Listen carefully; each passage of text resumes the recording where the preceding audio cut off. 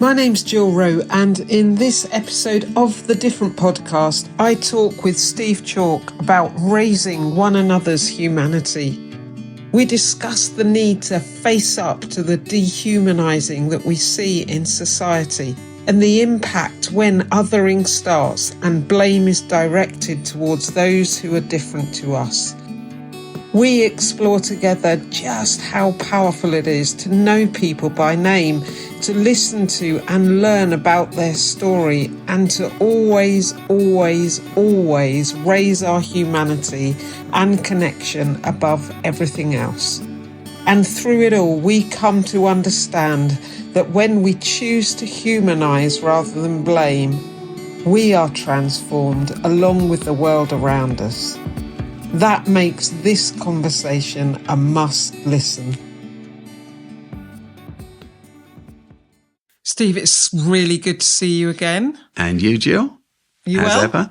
I am well because I had a few days off about 10 days ago, which was wonderful. And where did you go? I went to Germany. Oh my word, with that Cornelia. Sounds amazing. We went to Berlin. Oh, I'm gosh. told you always say, when I say Cornelia, I always say my wife. I know you do, but you managed to stop yourself there. So Then I said it. again. Well, otherwise people wonder, who's that random person? You went with Cornelia, your wife, to Berlin, to Germany. Berlin, which is meant to be an amazing city. It is an amazing city. It was snowing. Oh wow! Yeah, that's the first thing about it. It snowed pretty well all the time. Yeah. And in Berlin, snow lays, unlike Like in it's London, slush. where it turns into slush very quickly. It was lovely. Brilliant. It was beautiful, if freezing cold. Why did you choose Berlin, by the way? Because I didn't ask you that the other day. Well, because we didn't know it was going to be snowing. Well, I chose Berlin, shall I tell you, because I've been trying to talk Cornelia into going forever. It's a very artistic city, isn't it? It's a very artistic city, and Cornelia's very artistic. She is. But it's also a history of a huge amount of history and pain. Yeah.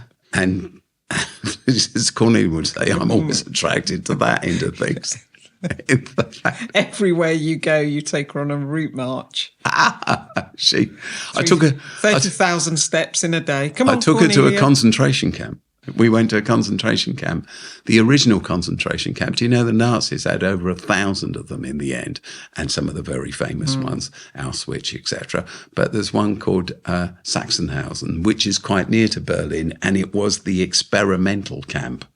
Wow. It was a concentration camp rather than death camp, but a lot of people there died there. Some 200,000 died there.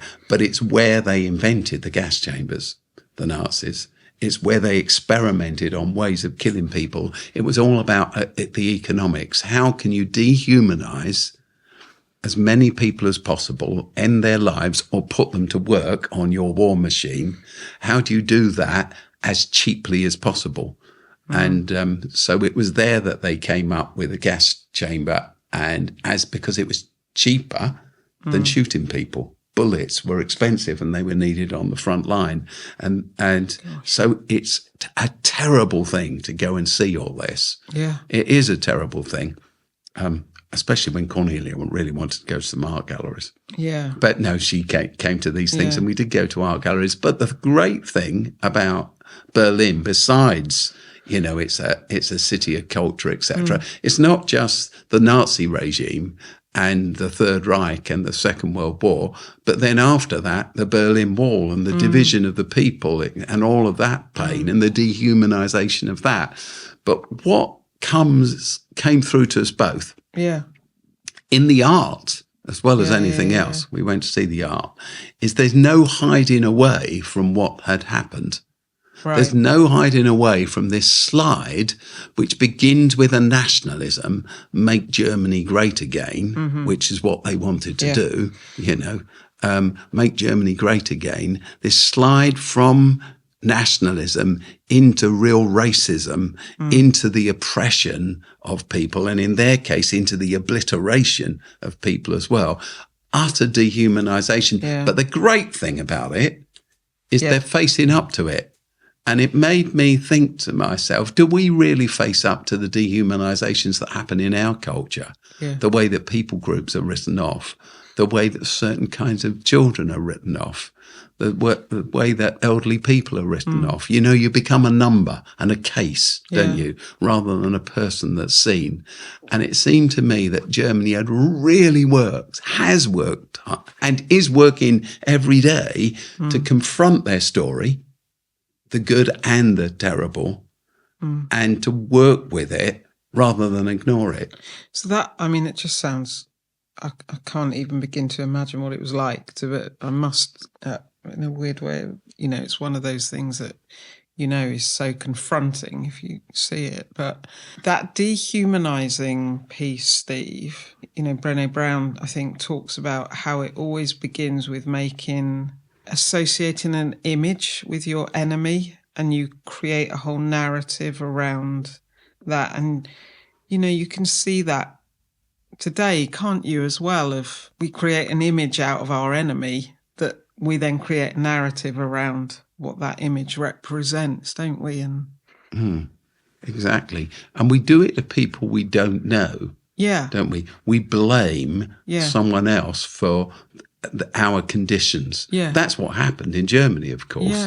People were struggling, you know, between the world wars, and then there was the Great Depression through the 20s. People were really struggling. It was hard to put food on the table, to keep warm, etc., etc. So, but slowly, there were those who made an enemy. Our problems are to do with them. They are not us. They are not human like us. They are less than human. And slowly, an oppressed people, or a people that are struggling, the blame comes to someone other. We invent an enemy, and the enemy gets blamed for everything. And once you've blamed them, not only do they become less than us, but it takes away our responsibility for anything. Yeah, so we disassociate human worth from them, don't we? So, and then we're like, well, they're not human, so then we can treat them as not human. Yeah, and at the risk of sounding depressing, which it wasn't for me, and it wasn't even for Cornelia. I don't think it was depressing. One of the things we learned at this original concentration camp, which became the nerve centre, the control centre for all the others across Germany and Poland, etc., is that when you arrived as a prisoner, all of the staff had been trained in a camp nearby, which you could go and see as well. And the training for an officer in these camps was in dehumanisation. That's what they learned, how to dehumanize. And so when you arrived as a prisoner, the first thing you had to do was hand in all your possessions and your clothes. You'd have your head shaved. You were given a number, and your name was forgotten. You'd always be referred to by the number. And then you'd be given a uniform and some shoes that were always deliberately too big or too small. You'd never be given the shoes that fitted you or the clothes that fitted you, because all of these were ways of dehumanizing you. And so one group of people come to believe that those numbers, those faceless people, our problems are because of them. We dehumanize them. We put them down.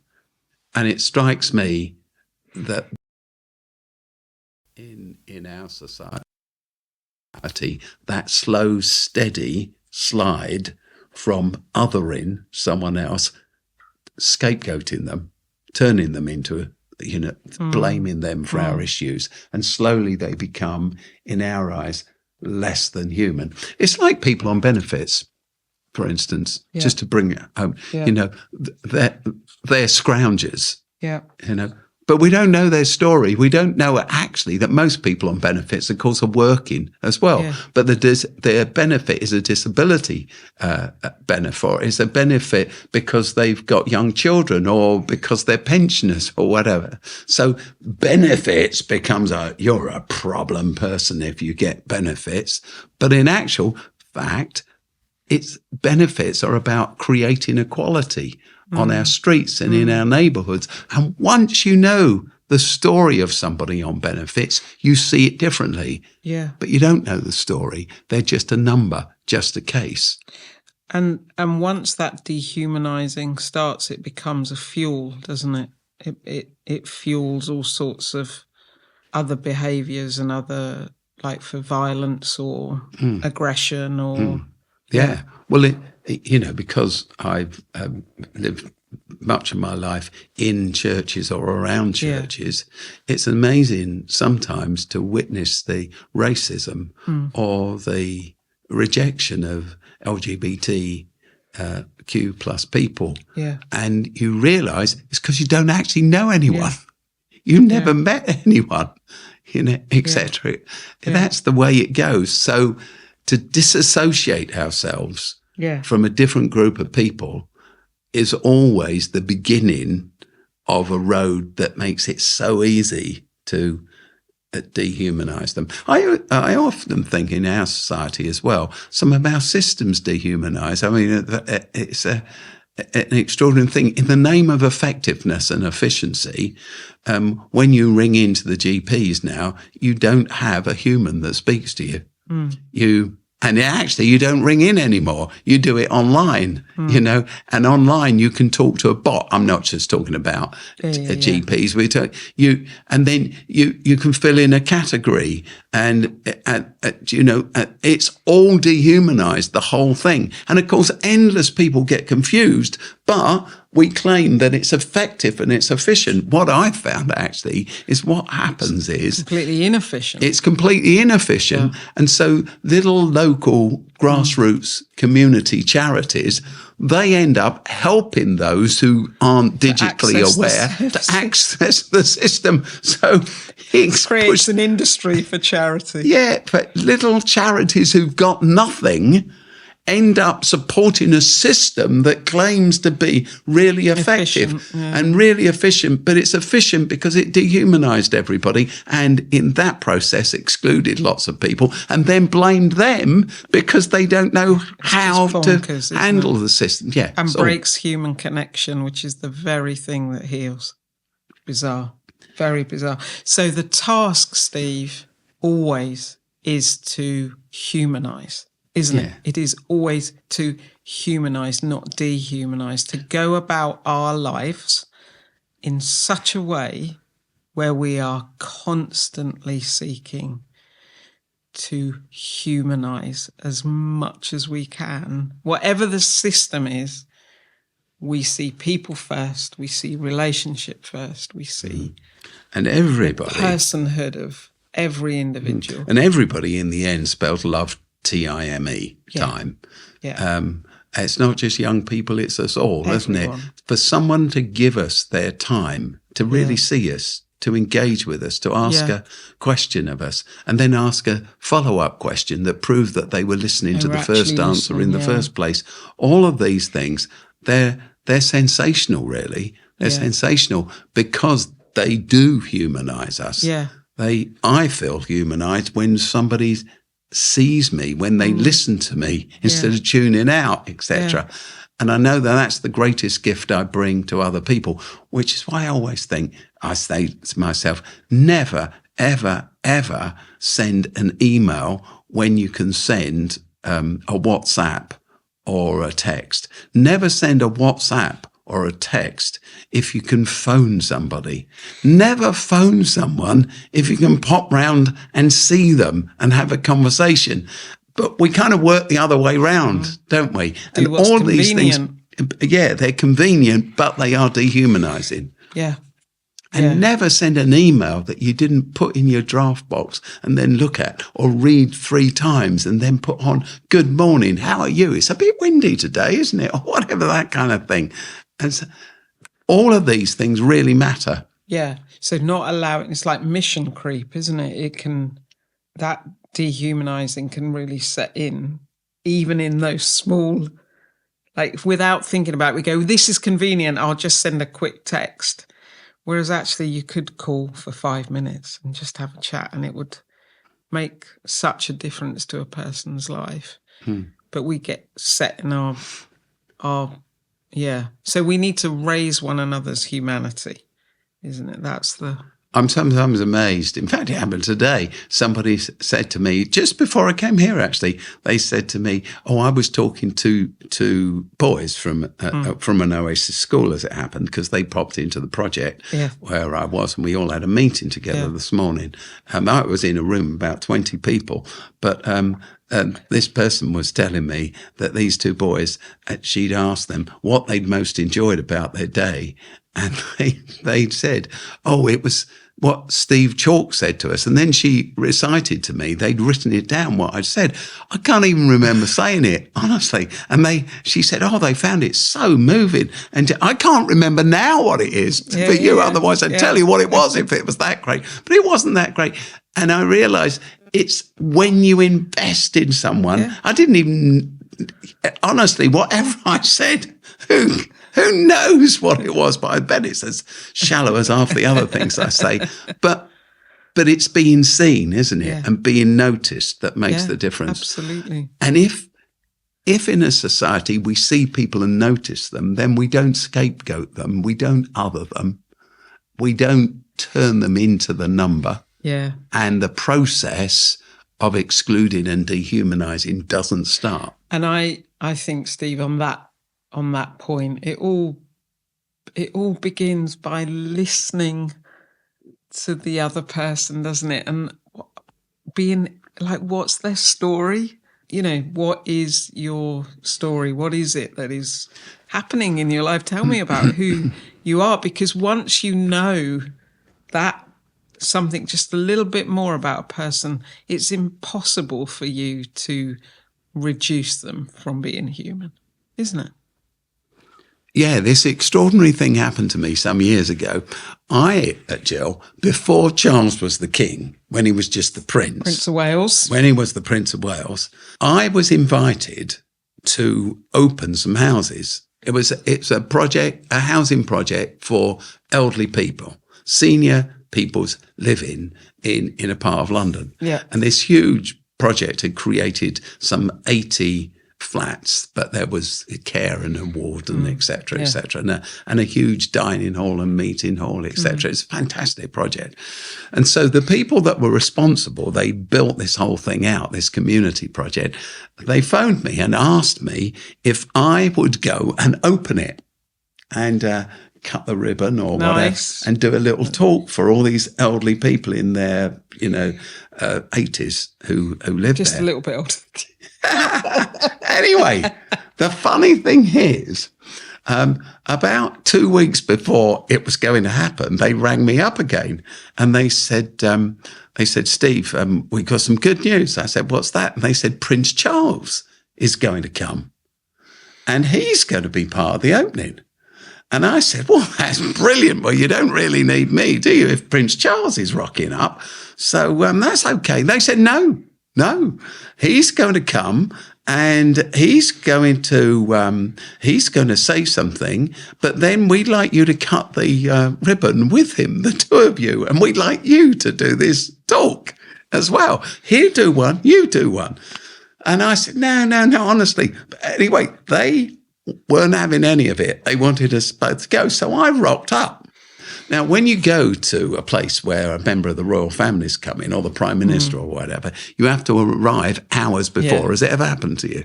It happened here when we had the Prime Minister. Yeah, so I had to turn up it's 2 hours beforehand. And so did all these elderly people.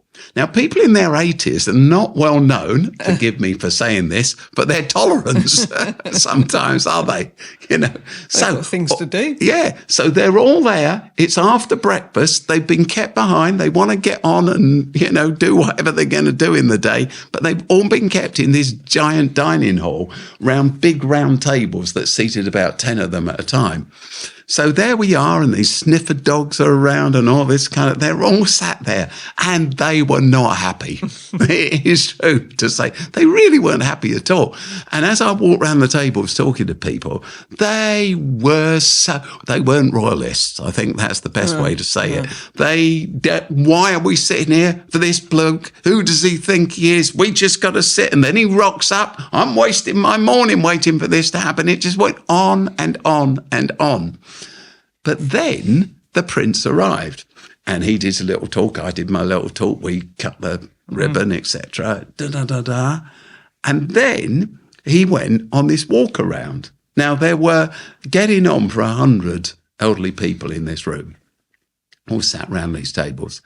And he said to me, let's walk round together. So we walked round to each table, and I'm just following him. And it gets to the first person on the first table, and he shakes their hand, and he asks their name, and they tell him their name. And then he asks them a question, and then they come out with this long, rambling answer, etc. And then at the end of it, as they close, he picked up with another question that he could have only asked because he listened intently to the first answer. And they loved it. And then we went on to the next person and the next person. He went round every person in the whole room, and he asked every person at least 2 questions, sometimes 3. But every second and third question couldn't have been prepared in any way except in his head as he actually listened to them. Yeah. Anyway, here's the thing. He eventually left. And every single person in that room by then was a paid-up royalist. They thought Charles was the greatest. And he was the greatest. And I learned a lot on that morning. I really did. About listening intentionally, not looking over someone's shoulder, not looking around. Make that person the centre of attention. Yeah. Absolutely. Listen to what they say. Follow up in that conversation. Humanise them. Honestly, it was a masterclass. Yeah. In fact, I think I probably said to him, why don't you do some kind of masterclass YouTube thing or something? It was brilliant. The story of Jesus and the Samaritan woman at the well, you see that in the Jesus story, don't you? There's the woman, she's an outcast, she's collecting water in the middle of the day because no one else would be going then. Hot. So the sun's baking hot. You discover when you read the story in the Gospels that she had 5 husbands. She was an outcast figure. She was a shamed figure, wasn't she? And she'd be so easy to other. And that's what had happened, hadn't it? Like that she had been othered by others. So here she was in isolation. And I've always loved the story of that encounter between her and Jesus because he asks her for help. Like he asks her a question. He asks her for help. He wants water. He's like, can I have a drink? Like there's immediately Jesus is in humanizing mode. He's not reducing her anymore. He's not letting this encounter with her reside in any sense of shame or being an outcast, or he cuts across the lines of, like, he speaks to her and she's a woman and he shouldn't have done that. He crosses the ethnic divide. She's a Samaritan. He's not. He touches the cup. That would have been seen as unclean, but he's like thirsty. He listens first. He asks questions, It's such a beautiful story of humanizing. He makes her taller, more makes important. Her taller. And then she goes away and she can't help but talk. She goes back to her people and tells them, you will not believe who I've just met. Just like the people who spent the morning with Prince Charles. Yeah, because that's what it does to you when you're seen, when you're humanised. When we treat one another humanely, we're transformed. There's a brilliant true story about Philadelphia and a small town which is called Palmerston.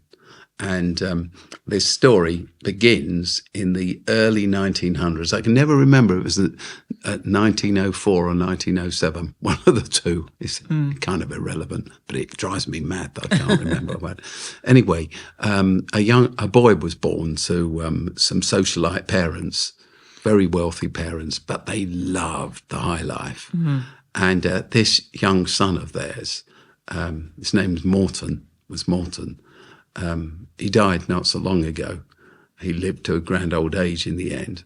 But Morton was a difficult young baby, and they didn't have time for him. They just didn't have time. He just got in the way of their lifestyle. And so they employed a young 14-year-old, a black girl called Clara, to look after him. So she became his nanny for the first 3 years of his life. But when he was 3, they decided to send him to boarding school, which is an extraordinary thing in itself, isn't it? So off he went to the boarding school, and Clara lost her job. That was the end of that. He struggled at boarding school, and as a teenager, he said himself that he couldn't continue. And so one night in the hills of Philadelphia, he left the boarding school when he should have been in the dormitory asleep, and he walked up into the hills with some tablets, intent on ending his life. And he laid down in the hills and looked up at the sky for the last time. This is all his account. He looked up at the sky for the last time and the stars, and he got the tablets to take. But as he did so, he heard this, or felt he heard this faint tune in his head, this beautiful lullaby in his head. And in his turmoil and pain and sense of rejection by his parents, who by that time had divorced, so they rarely came to see him, but now neither of them came to see him. They'd given up on him. He was totally alone. In his pain and sense of loneliness, he says he could just hear somehow this lullaby. And it was stirring enough for him to begin to hum along with it, though he wasn't sure what it was. And that was stirring enough for him to decide that he'd carry on. And he said, against his original intent, he stood up and he walked out the hills and he went back to the boarding school.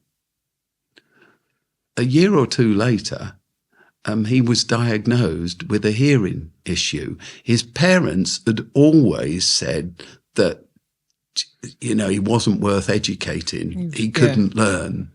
He was difficult. It was difficult.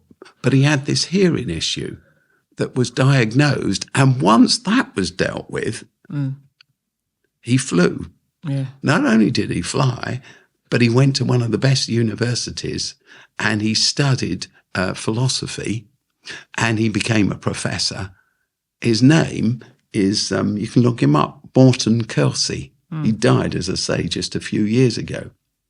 But he tells the story in one of his books. In fact, I think there's even a video on the internet somewhere with him being interviewed. It's not a great video, but he tells the story.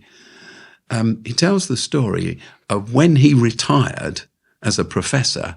There was lots of news coverage because he was very eminent in his field, and there was lots of news coverage of the life that he lived. And one morning he gets a letter, and it opens the letter, and it's from a woman called Clara, who lived in Palmerston. And she says to him in the letter, "Are you the same Morton Kelsey who was born in Palmerston in Pennsylvania?" And so he writes back to her and says, "Yes, I am." And she said, "Could I come to see you?" By then, he's into his 70s. She's in her early 90s. She comes to see him. And she tells him that she was once his nanny up until the age of 3. And she shows him some old photographs, black and white or brown and white, of him and her. And she tells him a different story about his childhood, which he says he came to see that the entire story about his childhood wasn't all about rejection, because she cared for him. Yeah. She had to go. It was the end of the day. And so this little old lady turns to him before she leaves and she says, "Before I leave, could I just sing over you again the lullaby that I used to sing you each night as I laid you in your cradle?" Yeah. He agrees. And she sings this song, which he recognised as the song he'd heard on the night he was in the hills, determined to take his life. And he realised